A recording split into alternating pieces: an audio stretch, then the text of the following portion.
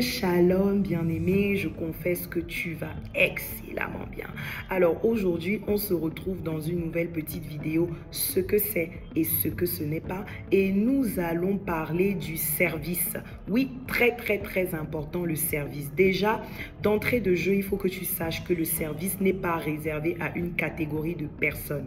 Tout ce que Dieu a mis à l'intérieur de toi, il aimerait pouvoir l'exploiter pour sa gloire et pour l'avancement de son œuvre. Alors ne reste pas dans ton petit coin et tu dis que oui, moi je vais juste être le petit chrétien, la petite chrétienne du dimanche, je viens, j'écoute juste d'une oreille et puis l'autre oreille pas trop parce que j'ai pas vraiment envie que ça modifie trop mon petit mode de vie, j'ai pas envie de sortir de ma zone de confort et puis le service c'est pour eux là, ils ont l'air tellement engagés. Non, le service c'est pour tous les enfants de Dieu. Si le Seigneur a mis quelque chose dans ta vie, il aimerait que cette chose puisse être exploitée pour sa gloire. Il aimerait que tu puisses mettre à la disposition de l'avancement du royaume les dons et les talents qu'il a mis dans ta vie.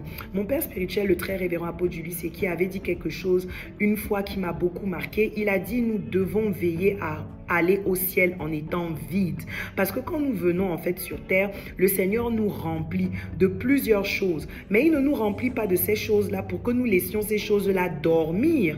Il nous remplit de ces choses-là pour que nous puissions nous vider. C'est-à-dire que quand on parle de se vider, c'est prendre ces choses-là, les faire sortir de toi et permettre à ce que ces choses-là impacte quelqu'un autour de toi, impacte ta famille, impacte ton église, impacte ton lieu de service. Donc ne pense pas que servir Dieu, c'est réservé à une catégorie de personnes. Tu dois disposer ta vie afin de servir Dieu. Et lorsqu'on parle de service, qu'est-ce que c'est?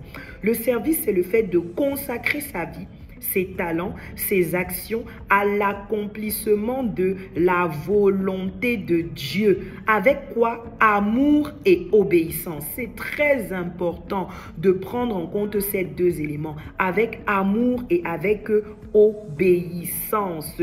Le service à Dieu se base tout d'abord sur la relation que nous avons avec Dieu. Et cette relation doit être une relation d'amour et une relation d'obéissance. Servir à Dieu, c'est également servir les autres. Ce n'est pas se servir soi-même, c'est servir les autres. La parole de Dieu nous dit dans Marc 10 au verset 45, le Fils de l'homme est venu non pas pour être servi, mais pour servir les autres. Donc, si tu décides de servir, tu dois savoir que tu es au service des autres. Tu es un canal que Dieu va utiliser afin de bénir les autres, afin de restaurer les autres, afin d'encourager les autres, afin de motiver les autres. C'est ce pourquoi tu t'engages dans le service. Tu dois donc être quelqu'un qui a un cœur de serviteur. Oui, le cœur du serviteur, c'est un cœur qui est rempli d'amour. Le cœur du serviteur, c'est un cœur qui est rempli de compassion. Le cœur du serviteur, c'est un cœur qui est rempli de tolérance. Le cœur du serviteur, c'est un cœur qui est rempli de joie, qui est rempli de paix. Tu ne peux pas être quelqu'un qui veut servir Dieu et qui a donc envie de pouvoir transmettre quelque chose aux autres, mais tu es rempli de colère, tu es rempli d'amertume, tu es rempli de méchanceté, tu es rempli d'orgueil. Non, le cœur de serviteur, c'est un cœur humble. Si nous voulons servir Dieu avec excellence, nous devons développer ces qualités, ces valeurs, l'amour, la paix, l'humilité, la compassion. D'accord? Parce que nous sommes là pour servir les autres. Et Dieu a besoin de nous utiliser afin de pouvoir bénir les autres. Servir Dieu, c'est mettre au service de l'avancement du royaume les dons et les talents qu'il a mis à l'intérieur de ta vie. Chacun de nous, nous avons des dons, nous avons des talents. Le Seigneur a mis à l'intérieur de nous des choses. Tu n'es pas quelqu'un d'inutile. Et je veux te dire qu'il n'y a personne qui est inutile dans la maison de Dieu.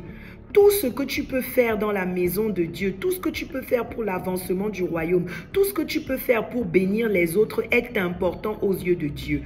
Peut-être que les autres personnes pourraient voir ça comme quelque chose d'insignifiant, comme quelque chose de petit. Mais je ne veux pas que tu aies cette façon de voir les choses. Je veux que tu saches que le Seigneur prend véritablement plaisir à ton service. Il prend véritablement plaisir à ce que tu mettes à disposition tes dons et tes talents pour sa gloire. Donc ne regarde pas en te disant que oui, moi ce que je fais est insignifiant. Par exemple, quelqu'un qui est appelé à peut-être, je ne sais pas, balayer l'église.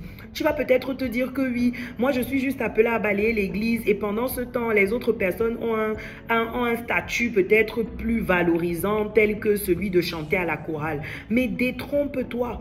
Détrompe-toi. Pendant que tu es en train de mettre au propre la maison du Seigneur, l'Éternel va également mettre au propre ta vie. Sache que tu ne fais pas ça en vain.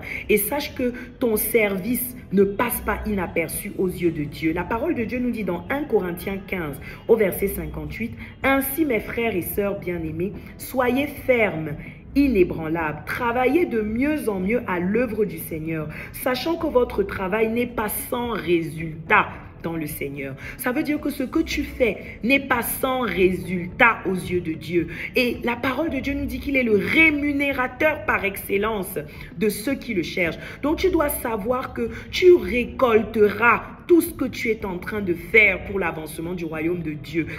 Ne regarde pas peut-être au fait que les personnes qui sont autour de toi ne valorisent pas ton service. Ne regarde pas le fait que tu es peut-être méprisé ou alors que les personnes se disent qu'on peut se passer de toi. Tu es juste quelqu'un comme ça. Non, le Seigneur s'intéresse à toi. Le Seigneur est fier de toi. Le Seigneur est heureux. Le cœur de Dieu est joyeux lorsqu'il voit ce que tu fais. Aussi petit que cela puisse paraître, son cœur est joyeux lorsqu'il voit comment tu te déploies pour l'avancement de son œuvre. Maintenant, quelque chose qui est très important, c'est que le serviteur doit apprendre à renoncer à lui-même. Parce que le serviteur, c'est un vase. Tu es un vase. Ça veut dire que c'est Dieu qui décide comment il va t'utiliser, à quel moment il va t'utiliser, dans quel contexte il va t'utiliser. Donc tu es un vase, donc tu dois renoncer à toi-même. Tu ne dois pas, c'est-à-dire tu ne dois pas trop vouloir contenir ta vie. Hein? La parole de Dieu nous le dit, Luc 9 au verset 23. Si quelqu'un veut venir après moi, qu'il renonce à lui-même et qu'il se charge chaque jour de sa croix et qu'il me suive. Servir Dieu implique des sacrifices. Il ne faut pas que tu aies l'impression que c'est une partie de plaisir. Oui, c'est plaisant, mais tu ne dois pas prendre ça comme on dit souvent, c'est pas le voir bébé quoi. Tu dois savoir que ça va impliquer des sacrifices. Et tu dois prendre plaisir à poser ces sacrifices pour l'avancement du royaume de Dieu, parce que c'est Dieu qui t'a créé. Et parce que le sacrifice est une forme d'adoration. Nous l'avons vu avec le père de la foi, Abraham. Lorsque Abraham est parti à la montagne pour aller sacrifier son fils Isaac, qu'est-ce qu'il a dit? Il a dit, l'enfant et moi, nous allons aller adorer l'Éternel. Le sacrifice est une forme d'adoration. Et le serviteur doit avoir un cœur d'adorateur. Et le fait d'avoir un cœur d'adorateur implique de pouvoir se sacrifier. Tu dois avoir un véritable engagement. Tu dois vivre dans la fidélité à Dieu. Le serviteur est quelqu'un de fidèle, fidèle à son maître, fidèle à son guide. Et ton guide, c'est Dieu. Tu as décidé de le suivre, tu as décidé de le servir, tu as décidé de te mettre à disposition. Tu as décidé de mettre ta vie à disposition. Donc, tu dois être fidèle et persévérant. Fidèle et persévérant. Donc, le service, c'est vraiment se disposer afin que Dieu puisse nous utiliser pour bénir les autres. Tu dois donc accepter que le Seigneur t'utilise. Oui, qu'il t'utilise, qu'il te presse, comme on presse la serpillière. Tu as vu quand on utilise la serpillière là, non? On trempe dans l'eau, on fait le ménage. Quand on finit, on presse la serpillière. Des fois, le Seigneur va te presser comme ça. Ça va faire mal, mais ça fait partie du service. Et c'est de là que le Seigneur va déverser sur toi la bénédiction en abondance. Le Seigneur n'oublie pas ses serviteurs. Le Seigneur n'oublie pas les gens qui se disposent pour lui. Donc, je veux t'encourager, toi qui es en train de regarder cette vidéo, à te mettre au service de Dieu, à te disposer pour l'éternel. Parce que le Seigneur a mis quelque chose à l'intérieur de toi dont ton quartier a besoin, dont ta famille a besoin, dont ton collègue de service a besoin. Alors, ne te regarde pas comme quelqu'un d'insignifiant.